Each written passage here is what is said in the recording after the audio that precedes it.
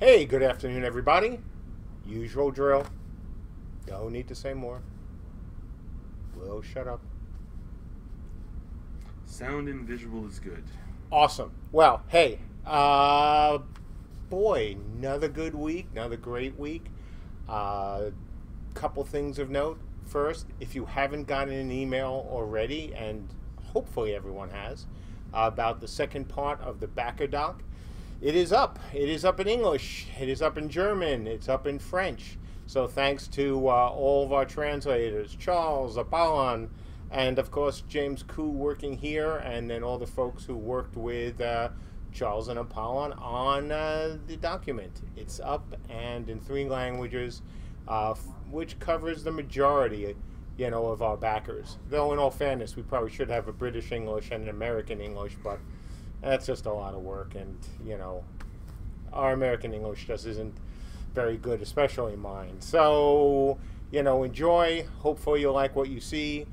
Tonight, tomorrow, section is on islands. So there are 4 chapters, 1 redacted, and then 3 that talk about the different islands and how they will impact your play in Beta 1. So hopefully you'll enjoy that. Next week, of course, we'll have another section for you guys to look at. Another thing today, there won't be, here's the only bad news, there won't be a backer test this weekend, mainly because we've been testing a lot over the last 2 weeks, and I want to give the guys a little bit of time over the weekend, mainly Tim and myself, and Mark, time off this weekend, but also we want to get the current version just a little bit better, and I'll be talking about that in the update. The third part, which is actually the first thing I want to talk about on today's top 10-ish list, are the bot tests. So before I go into the first item, I want to talk to a subject that came up on the forums last week regarding our bot testing. There was a couple questions, and I saw this on other places as well, in terms of why are we bothering with 2,000 or more bots?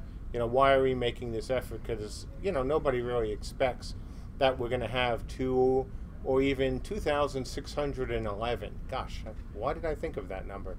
Or 2,611 bots in one area, or players in one area. The reason we do it is really simple, and there are 2 parts to it. The first is the most obvious. It helps us find bugs in the system.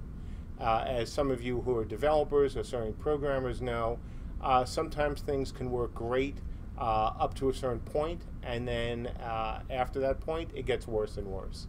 So that's one of the things, one of the reasons we're doing it. We've seen, because we're going with the bigger bot tests, it has exposed stuff that we needed to fix, and stuff that worked great at 100, 500, 1,000, and it wasn't until we got into the crazy numbers that some of the stuff was exposed. So that's number one. The second reason, and this is important to everybody, regardless of whether you're coming in on a 10 series, NVIDIA card, or you're coming in on the latest, and greatest tech from AMD, the fact is, if we can make the engine run with 2,000 or 2,611 bots in your Frustum and still get a good frame rate, what does that mean for all you folks who don't have a 10 series card?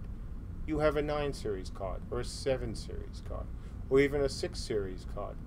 The more that we can optimize the engine, and this is something that we're going to be doing certainly over, not just the remainder of the year, but we're going to be doing it for as long as we're making the game. If we can optimize it so that those big battles run really well, then they're going to run really well on not as big battles, which gives us a greater ability to add effects. It gives us obviously better performance on the lower end cards, and it shows that we're committed absolutely to making a game not just for the people who have the 10 series card or what the next generation of cards from NVIDIA and AMD are. And that's really important. Maybe it isn't to some of you, who have those series, who have those kind of cards, but so many of our backers don't. And by making these kind of optimizations, by spending some extra time to actually care about, if we say some frames here, then they will, that gets us up to a much higher rate on a 10 series. It also means that those guys who don't have those cards will have a better experience in the game. And that's important to us at the studio. So, first item on the list is unique bots. So, one of the things you folks saw when you were in the tests, at least, you Alpha and Beta 1 and IT folks, was that the bots had a very limited set of clothing they were wearing, or armor. And that was on purpose. We've done that before. You saw that during the Kickstarter. You saw it at other times. So this is nothing new for us.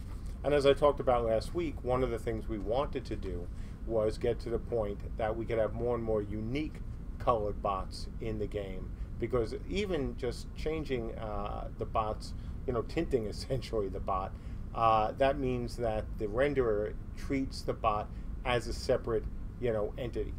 It's, we have to be able to fit a lot of bots in our game, or players in our game. We know that. We know we have to have a lot of unique looks in our game. We know that. First tests over the last 2 weeks were the easier ones. Well, we made it harder. And let me tell you, the work that Dave and the team has done in order to bring about, get us to the point we are now, is fantastic. Like I said, 2,611. Keep that in mind, because when you go into the next test, that's what you folks are going to see. You're going to see uniquely colored bots. They are Technicolor, and you're going to see some tools that will show you exactly how many bots are in your viewing frustum. That will give you the best proof that we can, provide to show you that, yeah, the engine is doing what, we said it was. It is outperforming anything else on the market.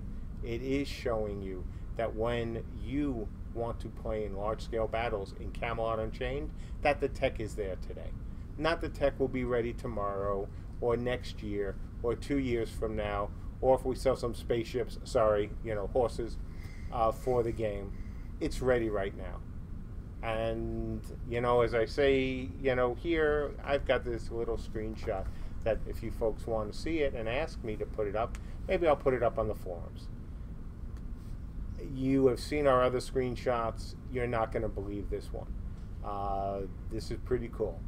And I also have video as well that maybe I'll post, which shows me running through that incredible mass, of bots. So, item number one, obviously, the Technicolor bots that showed once again that there is no engine on the market like ours. And not only are we going to be able to deliver what we promised you folks about large-scale battles, we can deliver that today. So that's item one. Item two, the large object heap. So you heard me talk about this last week. I talked about it during the beta tests over the weekend. This is something that we saw an issue with when the number of bots got to a very large number. Well, it looks like we've done, a good old Ben Grimm on these, on the problems with the heap. And the tests that we've been running, especially the tests, I saw today, showed that, yeah, we still have some things that we can do to improve it more. But it's running great. We had, I think it was 2,000 bots in the game. And we looked at the large object heap numbers. And if this had been last week, the numbers would have been getting to bad. Numbers were fantastic. So we added more bots. And then we added more bots after that. And then we added more bots after that as well. And it really wasn't until we were getting into about the 2,800, bots that we saw some issues with performance. So wrap your heads around that, boys and girls. 2,600 bots, almost all of them in my frustrum, running around. I think it was about half of them were using abilities, and the game was just functioning beautifully. At that point, no rubber banding, just running through the crowd, and getting hit by physics, getting hit by players. It was fantastic. So next up, improved weapon trails. So, one of the things that you haven't really seen in the game yet are, of course, weapon trails. So Andrew has been working with Mike in order to give Mike the tools that he needs to create some great weapon trails, and it's a work in progress. I just was over there, and Andrew was showing off one of the things that he did for Mike, as mentioned in, I think, another point here, unless it was actually in this one. No, it was another one. About making it even easier for Mike to create the weapons trails and other particle effects that you guys want to see in the game. Number 4, terrain realm control. So yeah, not an exciting thing, not worth a big explanation, except for those people who are trying to play a game where it is realm versus realm, where you want the realm's terrain and flora and fauna to change based on ownership. So yeah, we think it's kind of cool. I mean, it's something that Andrew was very fond of. It's something that Brad has been working on. It's the whole point of when you take over an area, when you start using the stabilizers, when the things that are supposed to change do change, that's going to give you a really good feeling about what you're doing in the game. Because it's not just, hey, look at the scoreboard, or look at the number of keeps we hold. You'll see things change. Not easy, fortunately, as part of the great procedural generation tech we have. It's a heck of a lot easier than it would have been otherwise. Next up, flinch sent via skill effects. So yeah, again, this is something that is kind of cool. It's kind of small, it seems, but think about games where you flinch in response to a skill. So that if, depending on what skill hits you, what ability hits you, you'll flinch differently. Small thing, but a cool thing. Makes the game feel more alive. Next up, particle editor iteration improvements. So yeah, this is one of those things where a programmer is working with an artist, in this case Andrew, and when Andrew is doing some of the work and wants to see, for example, the weapons trail or other particle effects happen faster in the game, and going from code to actually in game, and it doesn't, then the programmer can simply go, I think I need to make some changes here. More than a few changes, and Andrew set it up so that it's easier for him to do things and also easier for Mike to do things. So that was one of the things I was just looking at 5 minutes ago, which is cool. And that's what happens when you have really great programmers like Andrew or the other guys on our team who can say, yeah, let me take care of that, let me fix it. And if their motivation is to make it easier for themselves too, fantastic.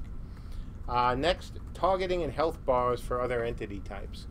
So yeah, again, doesn't sound all that sexy until you actually think about, well, if we're going to have different siege engines, if we're going to have portals, if we're going to have other entities in the game, then you have to have a way of destroying them. You have to have a way of knowing how, essentially healthy, how much damage they have. So Matt's been working on that, and that's in that is still a work in progress, but it's moving along.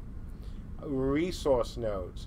So yeah, we've talked about resource nodes. They're important, obviously, for mines.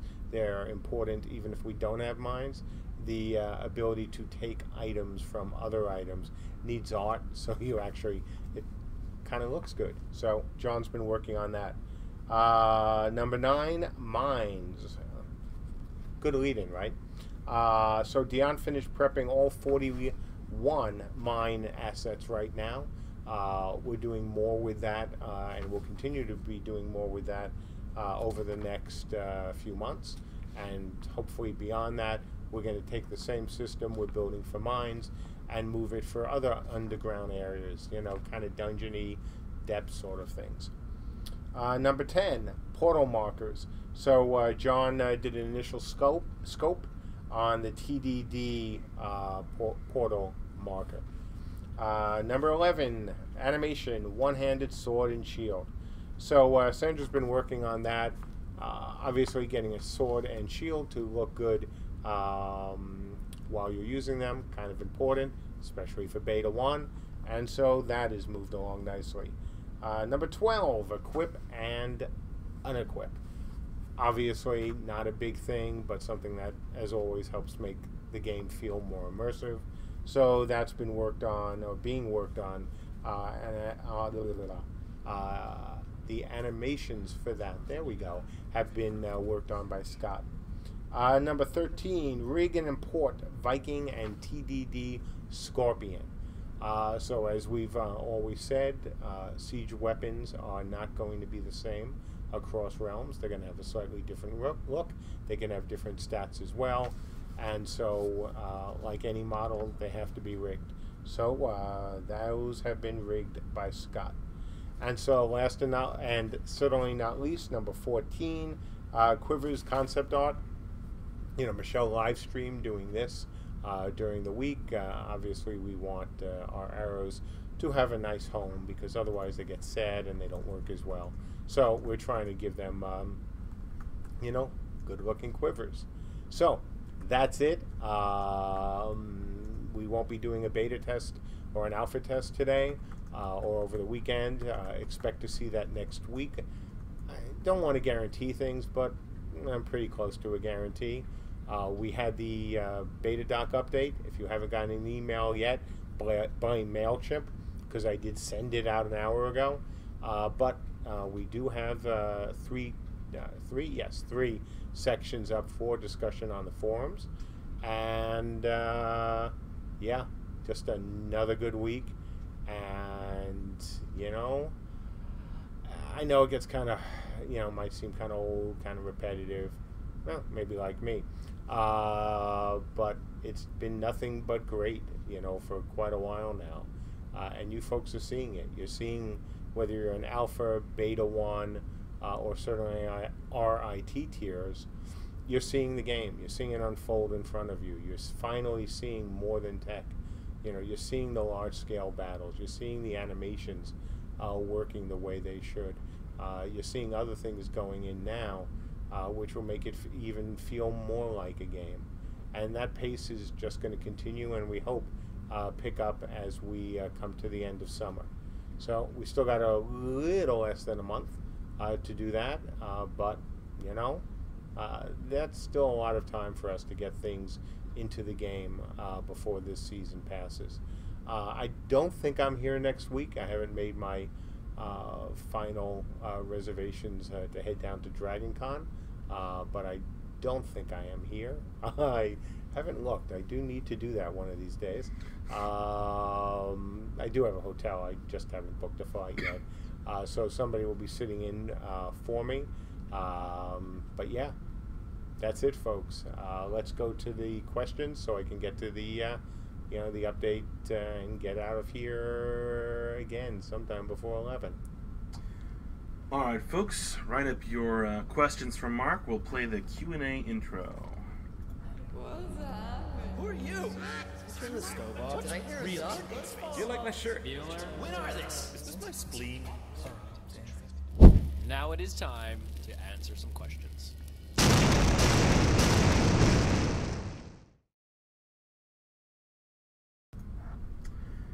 Okay. Dark Society Network asks, German backers on the forums ask, will guilds be able to name their frontier castle? And if so, how do you like the idea of an integrated name builder to mix and match predefined elements in order to prevent overly inappropriate names, like dragon plus stone plus castle plus guild name? Honestly, I haven't given that any thought. Maybe JB has. I certainly haven't. I have no problem with either one of those things, either naming or having some basic in-game name constructor, because I agree with you. I am sure there will be people who will take advantage of the system, whatever we use, unless it's, you know, predefined, to have inappropriate titles to at times go with their inappropriate constructions. Adric Cortesia asks, you mentioned in the Beta 1 doc that you have material that we don't want to reveal yet, because of other games using your ideas? Are you concerned about upcoming, not yet revealed ideas, or more about more in-depth information about already known features? Both. Look, I've said this before. This is just part of being a game developer. So you know, the longer we can hold and keep things to our chest, the happier we are. On the other hand, we also want to give you folks a lot of information. Certainly, the last 2 weeks we've given you a lot, and it's just going to continue. We are going to work through the document. Like I said, there is some stuff redacted. There is some stuff that I just didn't even write down, quite frankly, that will go into the game over not only the next few weeks, but we hope the many years that the game is running. Rahalden asks, is the NPC code based on the headless clients and bots? And if so, does that mean that NPCs are able to receive external commands? No, they're very different, and it's a very important difference, actually. The idea with NPCs, of course, is so, first, that we can run very large tests for the folks who are doing things or working on things on both the client and the server that need sort of players for what they can do. And by sort of, I mean, you know, let's take the rendering side. Spinning up 1,000 bots is great. They work fabulously. The trouble is it takes a little time, and every time we spin up the boxes to support the bots, it costs us money, and not an insignificant amount of money. So the NPCs are there so that someone like Dave, when he was working on his rendering, instead of having to have you know, Tim pull up 2,000 bots at, again, a not insignificant cost per hour, he can just spin up NPCs. NPCs are essentially free for us because they're already on the server. So that's what they can do. We're also going to use NPCs for things like siege engines. As we said from the beginning, bots are players. There's no difference. They connect, you know, via a headless client, and they load in, the game loads in a character for them. So, you know, when I say that, there is really no major difference between an NPC, between a bot and a player. There's a huge difference between a bot and an NPC. So for things like siege engines, for other things in the game, guards, we will use the NPCs. It also makes it easier for us to give them, you know, certain commands, things to do, because they don't have to necessarily run through the player code if we don't want them to. Odilvik asks, do weapon trails convey any important information within them, or are they just for prettiness? For now, they're for prettiness. We want to get some things in, you know, quickly that look good, stress the system more, but yes, they will convey information as well. Briar C asks, are you concerned at all with people who will try to exploit the bot system upon release for their own benefits? Well, no, bots are not something you can exploit. Bots are what we run. The bots won't be in the game on release other than if we need to do testing. We use NPCs for everything else. You know, could somebody bot a connection to us? Well, of course they could, just like they could bot, in theory, their own client, as people have been doing in games forever. You can't bot in theory, you can't bot a bot, but could you bot your own character? Lord knows that's been going on since forever. Odilvik asks a question from Rek. In terms of monsters and guards, what can we expect in terms of their behavior in combat? Will they be relatively standard in terms of AI and behavior, or can we expect more interesting attack patterns, special attacks, and weaknesses? Well, this is the point where most developers go, oh yeah, we're going to have the best NPC AI ever. And we all know that almost no game has been able to deliver on really smart NPCs. Sure, you can make them challenging. You can cheat like hell and make them even more challenging. But making them quite intelligent, It's not that obviously computers can't be, but it just takes processing power. So no, we're not going to be devoting a ton of processing power to make our NPCs really smart. It wouldn't be hard, I mean, not especially nowadays, but it's really not worth the effort. This is not that kind of game. So, I mean, you can expect the guards to be, you know, fairly basic. They'll do things for you, I mean, do things to you, you know, if you try to attack them, and they will protect their area.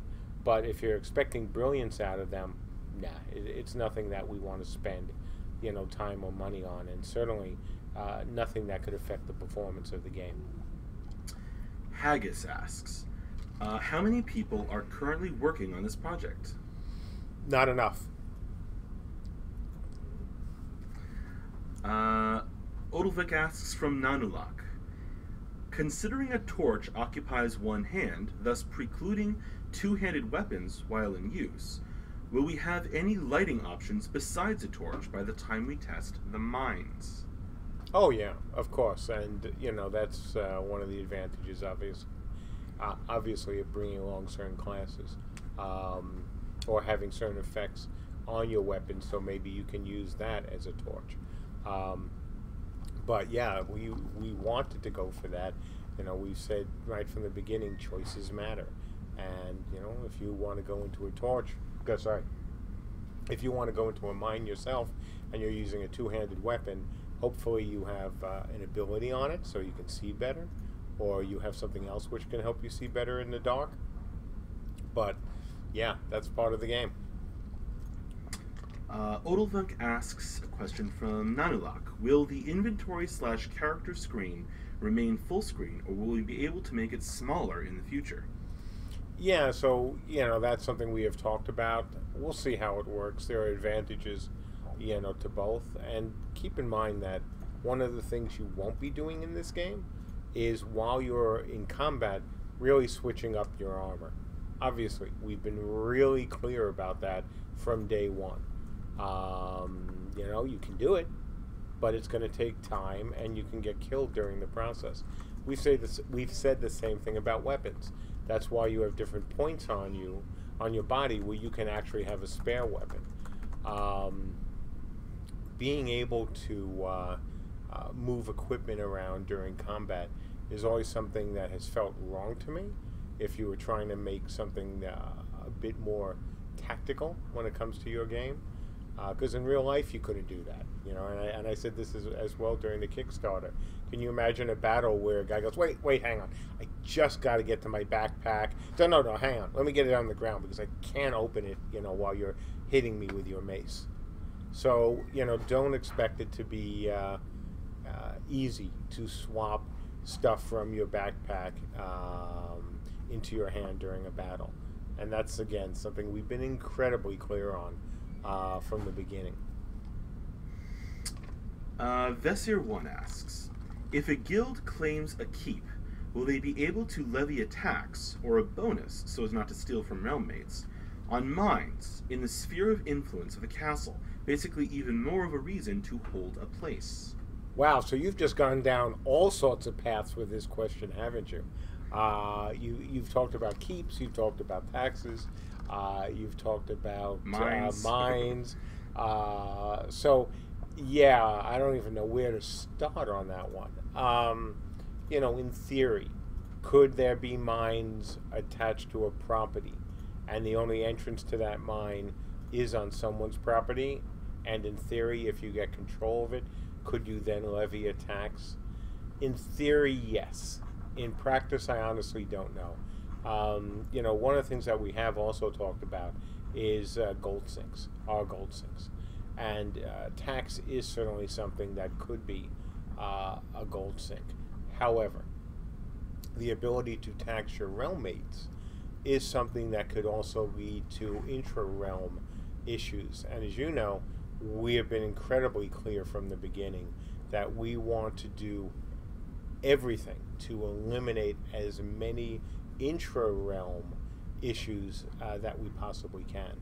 And that's something that certainly, if you take over a keep and then you tell the members of your realm that, hey, thanks for your help in letting us take, helping us take this keep, and now if you want our materials, we're going to tax you.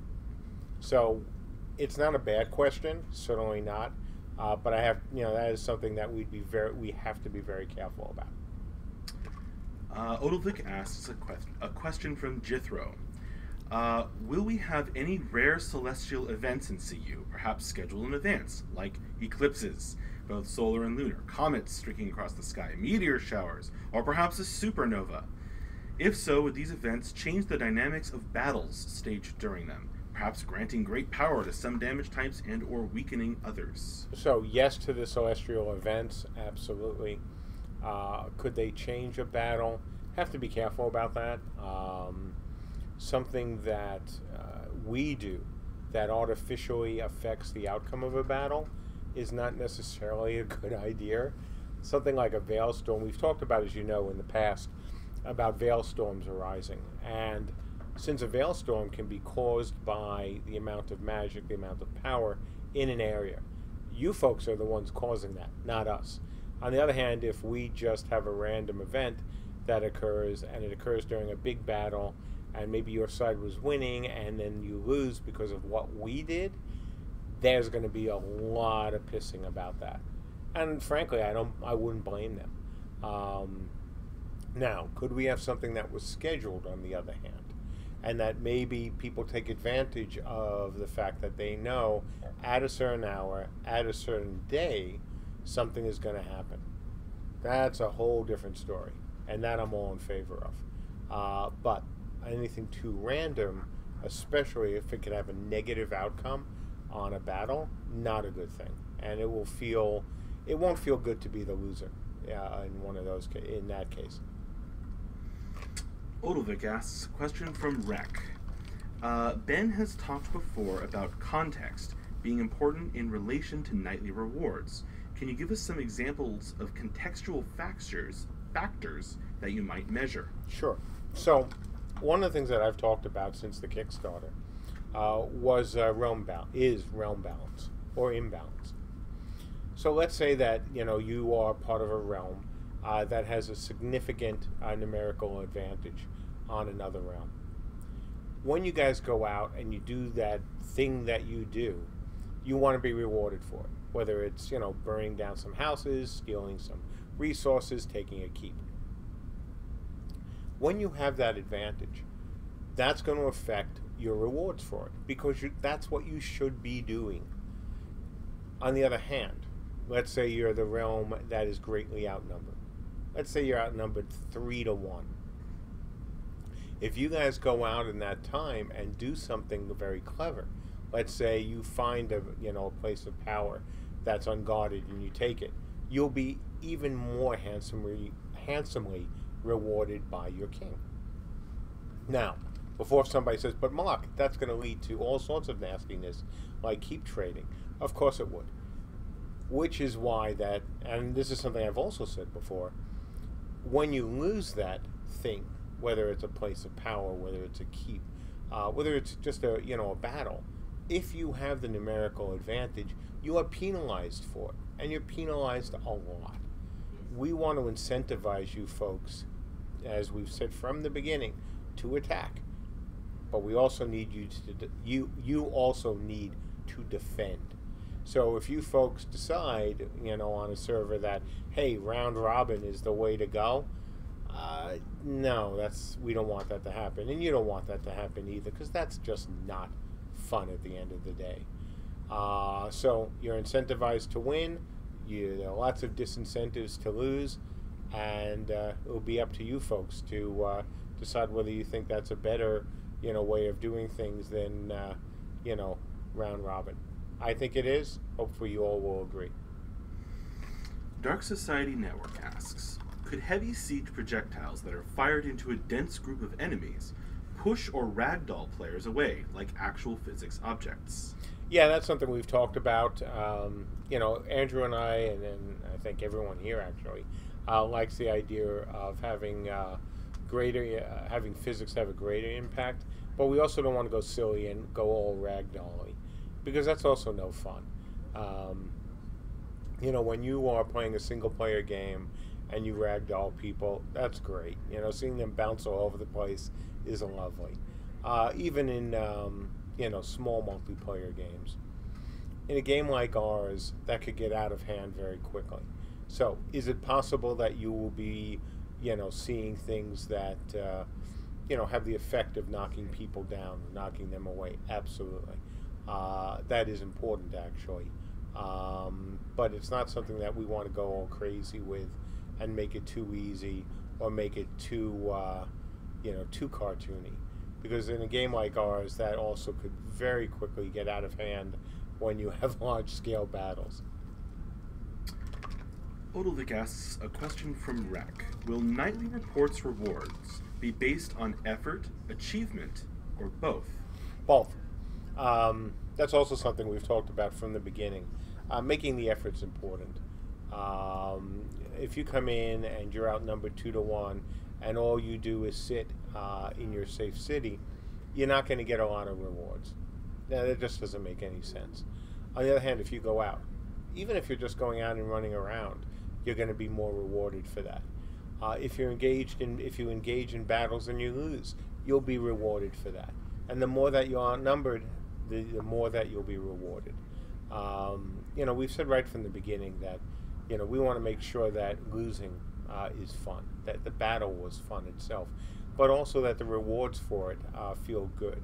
Because, after a while, even if the battle itself is fun and you don't mind losing, at least not that much, if you don't feel rewarded for it, then it's going to get frustrating. So, that's one of the big advantages of the way we're going to do things. Because we look at things on the basis of a 24-hour day, a lot of things are going to get to be added up. Things that you can't do when you do it real time, obviously. You can do the time, know what's going on beforehand, but you can't do the aftermath. We're going to do the aftermath as well.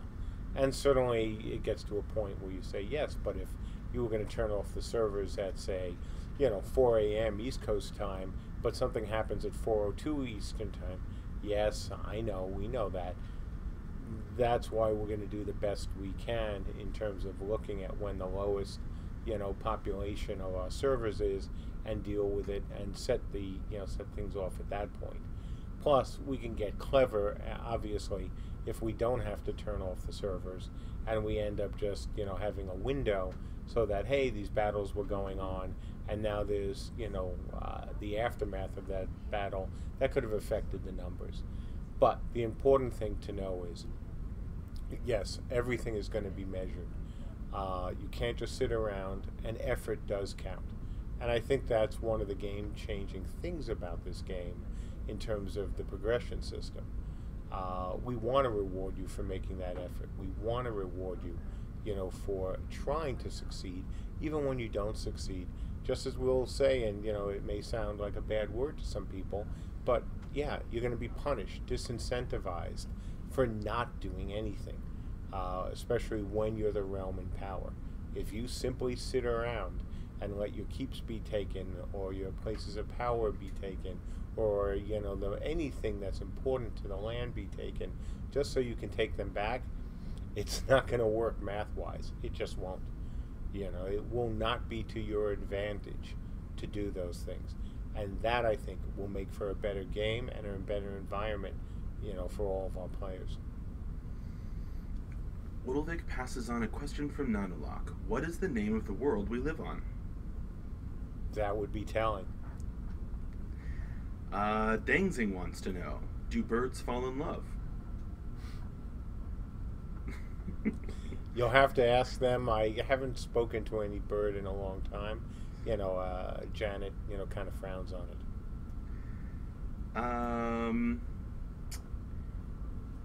It's Z's asks, I was in the big bot battle last weekend, and it was amazing having so many characters. Have the results exceeded your expectations? Yes. I'm glad you liked what you saw. I know you, have been obviously a backer of us for a while. We've had, you and I have also had some personal exchanges which is great. Yeah. To say that we are happy with the results is an understatement. We're thrilled with the results. We're not complacent, however, because as I said at the beginning of the broadcast, we know we want to do even more. So yes, we're very happy. I was ecstatic this morning. We got up a very quick test where I was going from 0 to, we were trying to go above 3K, and we couldn't get above 3K today, but we got it up really nicely to 2,611 on my screenshot, and it was running great. We talked about what we need to do to get us to 3K, so we're going to look at that for next week. But yeah, man, the results are amazing. I mean, there is no, and look, anyone out there is welcome to correct me if I'm wrong, and I'll be happy to say otherwise. But we have not yet seen a game or an engine that can do what we can do right now. I know you haven't seen that from what you've said. I know everyone who's been in our test so far has said the same thing. How can you not be happy? You know, I was able to run through a crowd of 2,611 bots just like it was a couple of hundred in other games. I was watching the bot abilities, activate. I was watching the fireworks go off. And all of this being done on a pre-alpha game by a tiny team. And, as you know, because you're an experienced gamer, compared to the teams that I used to have at Mythic, or certainly the teams that other studios have, that's a hell of an accomplishment. And, we have to be very happy with that. But we want to do better. One of the interesting things I said, it's actually in an email this morning to our investor, as well as to a couple of other interested, friends who were part of the Mythic investment. We are almost at the point, it's close, we just didn't make it this time, that we almost had as many, and this is going to blow your mind, we almost had as many people in a battle that the entire server of Mythic could handle. And let me tell you, the Mythic server was great. And this is not in any way to denigrate the work that we did, and even though I am certainly not on speaking terms with him anymore, my former partner, that what we had was some of the best in the industry. It worked. It was efficient for the time. It was a great server. On the other hand, what we have just done is to take almost that same number and put it in a battle. And that is amazing. That is something we are very proud of. That is something that we are going to take advantage of like crazy for this game and for testing. So, yes, even though it's too late for the TLDR, it was awesome. I and everyone here is very happy where we're at, but we want to do even better because we know there are things we can improve without a ton of work to get our numbers even higher.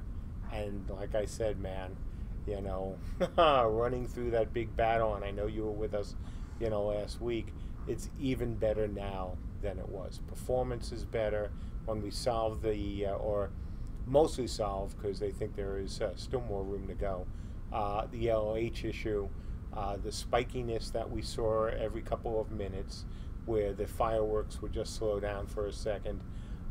We haven't seen that at those kind of numbers, only when we get even higher. So, yeah, when you can look at something that was already the industry leader a week ago, and then say it's even better today, even with all the unique bots, that's fantastic. Brando2 asks, will the flinch animation be purely a small animation effect that does not interrupt your gameplay, or is it be considered as a small form of CC and interrupt? Sure. Could it be a CC and an interrupt? Absolutely.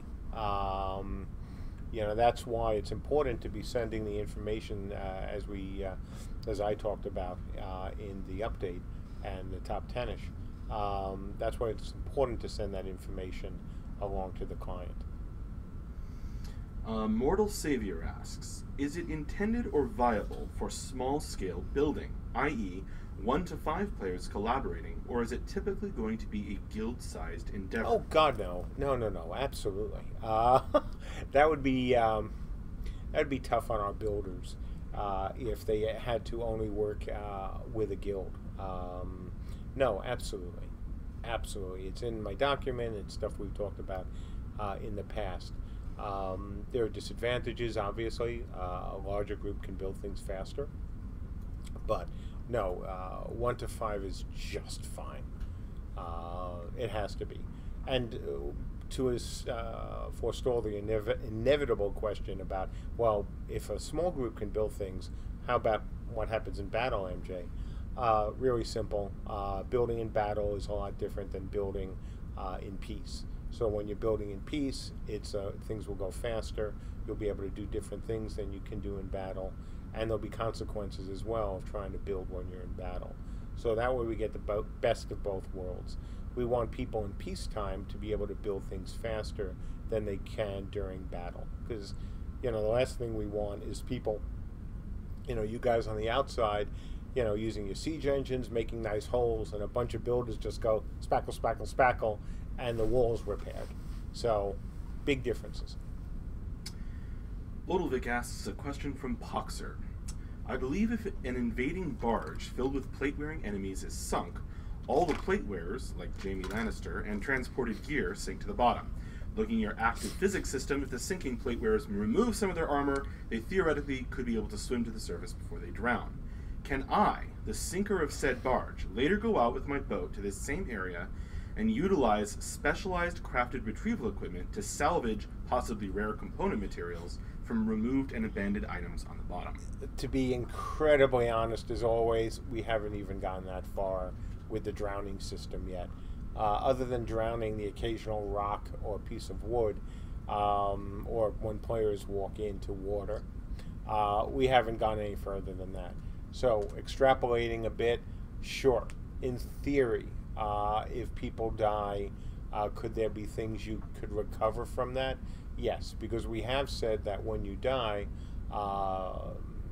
the other side is going to be able to get things from you, or I shouldn't say from you, because of you. That's it. I should be using that all the time, not from you, but because of you. Because actually, it's what I've been saying, but not using that word. So, yeah, absolutely. It's Z's asks, will we see giant battles underground, or will all underground spaces be smaller or tunnels? So you know me a little bit. What do you think? I'll wait for your answer. Okay, I'll keep an eye out. Yeah.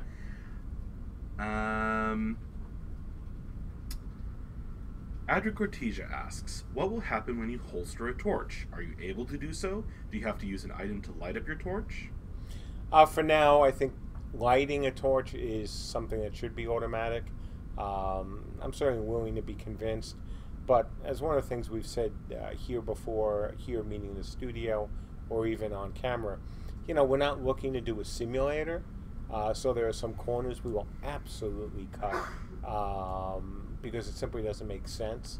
Because if you say, well, you have to light the torch, or do you have to have things that can light the torch, then you have to carry additional things so you can light the torch, as opposed to the torch just comes out lit and gets put away off.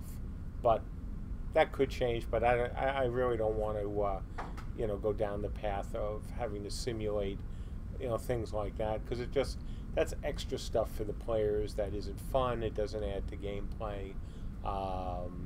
It just would seem a little monotonous, especially since, unlike most standalone games, we want to keep you a player of Camelot Unchained for many, many years. It's Z's adds, of course they're going to be huge underground. And you're damn right.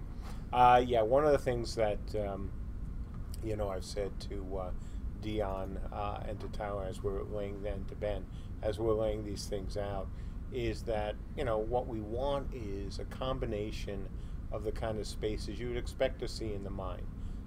Crowded corridors where you can't go 20 abreast and have a battle.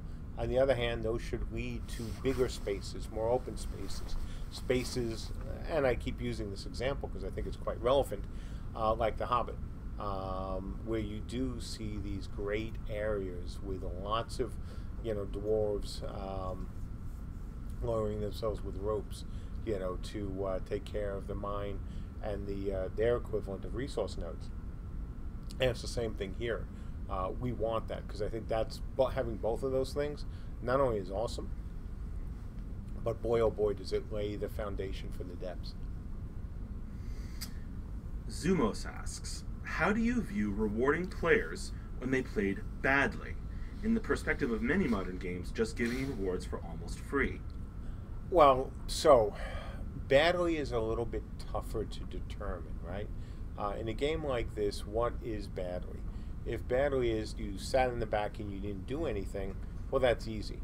Badly could also be, well, I'm an experienced player and I know I should have used ability X followed by Y followed by Z, but instead I did A and B and C and I died when I should have beaten the guy. That sort of contextual discovery we're not going to do. The first part, we are going to do that. So, are you rewarded for bad behavior? Depending on what you consider bad. It's a really subjective phrase. For doing nothing, no, you're not going to be rewarded. That's what my earlier point was about. If you sit, in safety, if you're not out in combat, or if you're just lurking around and going, ooh, if I just stay around the edges, maybe I'll get a bonus. No, you won't. That doesn't count. On the other hand, if you're out there and you're in fighting, if you're out there looking for trouble but don't find it, then that's one thing. But if you're looking for trouble, find it and then do nothing, and you think you're going to get a big reward from the king, no, you won't. Hopefully that answers the question. Sacrix asks, how do you measure effort exactly in your progression system?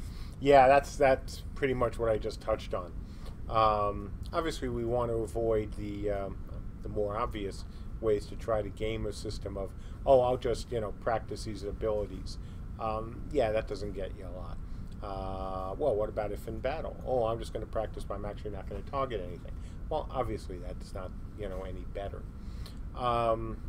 That's one of those really tricky things, and especially because of the way we're doing it, it's even trickier. I am sure we'll make a mistake. I guarantee you we'll make a mistake, and we won't get it, perfectly right the first time. But we are going to try, and simply the effort to do it right, I think, is going to make a big difference. With players being, again, incentivized to go out there, even if you lose, I think we'll see a more robust community and a more robust game. Now, is this going to appeal to everybody on the planet? No. This game isn't for everyone. We said it from the beginning that this game isn't for everyone. This game is for people who want to participate in massively multiplayer online battles. I mean, whether it's large-scale battles, small-scale battles, the majority of people who play this game want to engage in them. Not everyone, which is why we have crafters, why we have other things that people will be able to do. But the majority of people will, we hope, be that kind of player. And that will make our life a little easier, at least, in figuring out the progression rewards and those kind of evaluations. But like I said, Sacrix, I can guarantee you we won't get it right the first time, because nobody does. It doesn't matter how smart you are or how diligent you are, we won't get it right. But the good news is we're going to continue to work on it. We'll make whatever changes we've made. If nothing else, the last 4 years since the Kickstarter has showed you that we are doggedly, and I mean like giant-sized Bernese mountain dog with a whole bunch of Great Danes thrown in, we are doggedly pursuing making a great game. And we haven't cut corners, we haven't stopped, we haven't gone a-begging. We're just, keeping our heads down and doing our job. So, I think that I hope will give you comfort as you think about, what mistakes we're going to make ahead of time. Because Lord knows we are trying to figure that out too. I like that take on doggedly. Yeah. 5 minute warning? I think that's the first time I've ever used it. I think so. We're going to have to incorporate that into something. Yeah. So Woof. 5 minute warning, right? Woof! Okay. All right. Woogle3 has 2 questions. I'm not sure if they're related or separate.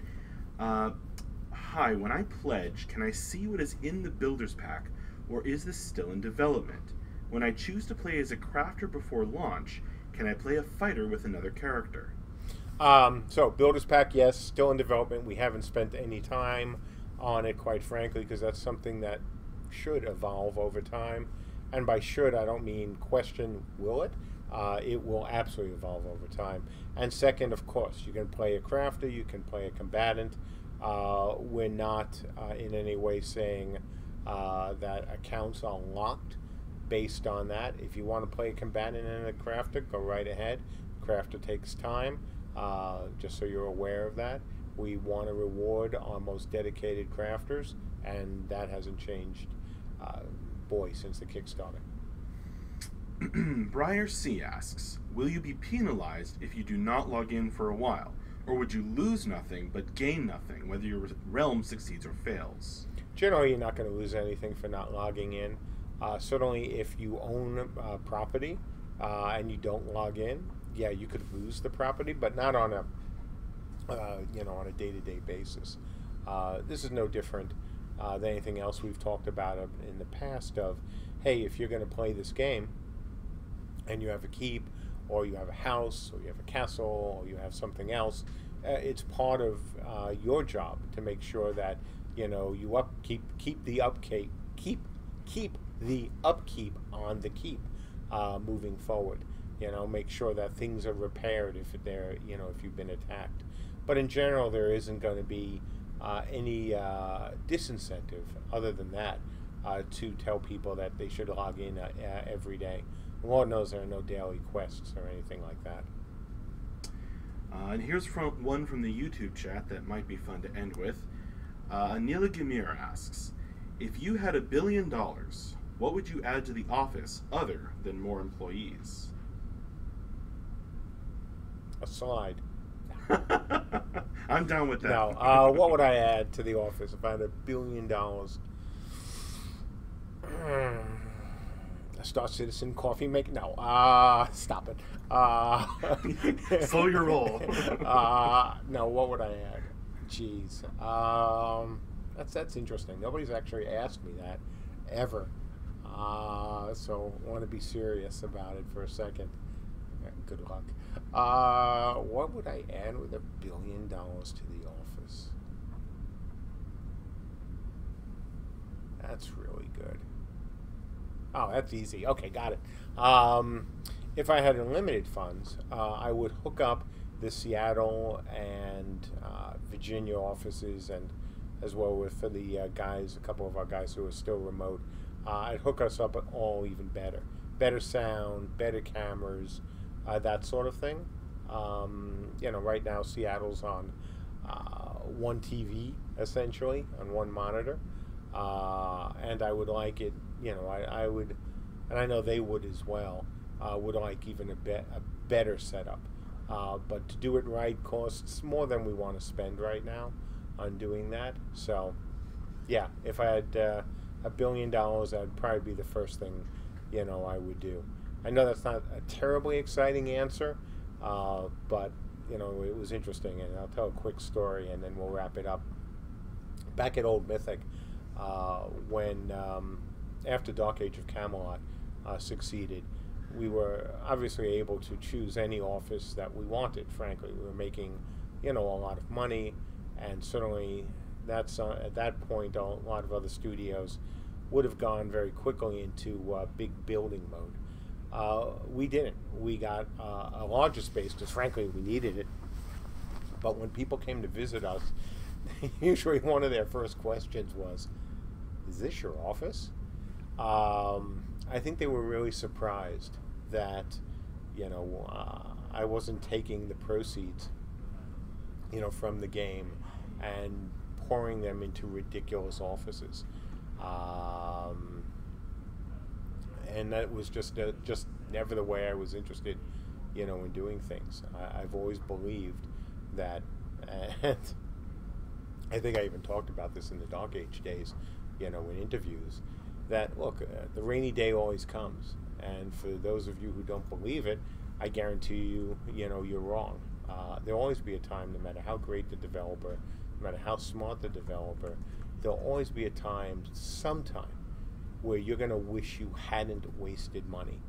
I've seen so many good developers just close, or sell, out when they really shouldn't have, because they had been unwise with the use of their money. And so I wasn't going to repeat their mistake. As a big student of history, I had done my research. So the same thing applies here. Even if we had $1 billion, I wouldn't go all crazy and build out an amazing, ridiculous, over-the-top office.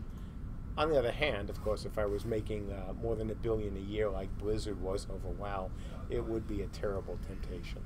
But it would be a nice one to have. So, great question. Thank you for that. That was a fun one to answer. Especially like it when no one's asked me a question like that before. Yeah. And I get to wrap up the day with it. So, what, 5:02.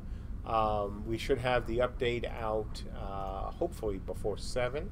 If you haven't been to the website today, please go look at the Beta 1 doc. Sections 7 through 10 are in there. 7 is redacted. 8 through 10 talk about islands. There's a bunch of important information in there, and even more important information that has been asterisked out, because that leads to something we're not ready to discuss yet, though we will, I promise, discuss it before Beta 1. It is something that is hugely important to the Beta 1 backers. I think you're going to love it. At least I hope you're going to love it. And there is no doubt that it is an extremely important part of Beta 1. So, all that being, last point, yes, no test this weekend. While the server's in great shape, fabulous shape, we're still tracking down a couple of things on the client that we want to get resolved before we run another weekend test. We pretty confident that we'll have those resolved next week, but as soon as they're resolved, we'll get you folks back in there testing more big bot battles, or in this case, this is big Technicolor bot battles, because as I said in last week, as I said in the update today, that is the best way to stress test, our engine even more. And boy, unlike some other devs who might be happy at this number, or who don't want to stress their engine too much or their game too much because it could break, we don't care. We don't care. Quite frankly, I don't give a damn about whether it breaks because we're stressing it. That's the whole point. We want to stress it now so I like this. We stress things now so they don't stress later. Ooh, I like that. Because that's really kind of corny, but it works, right? Yeah, it does. Because that's the truth. That's what we, one of the reasons, again, that we want to do it. If we make it work, the whole game, and not just parts of the game, work better now, or if we break them now, it means they won't break for those reasons later. So, yeah, more big bot battles coming, and more gameplay coming. So, week by week, folks, as the document also gets revealed more and more, our plans for Beta 1 and beyond will be revealed to you folks. And boy, am I hoping you're going to like it. We like it. Folks here like it. Hopefully you'll like it as well. I'm pretty confident you will. Again, and as always, we thank you for your support. We hope you have a good, the CSE hopes you have a good, I don't talk in the Imperial we. Hope you have a good weekend. And if I don't see you before I head down to Dragon Con, I'll see you in a couple of weeks. That's it. See you all later. See you later. Look out for the update and check out the Beta 1 doc.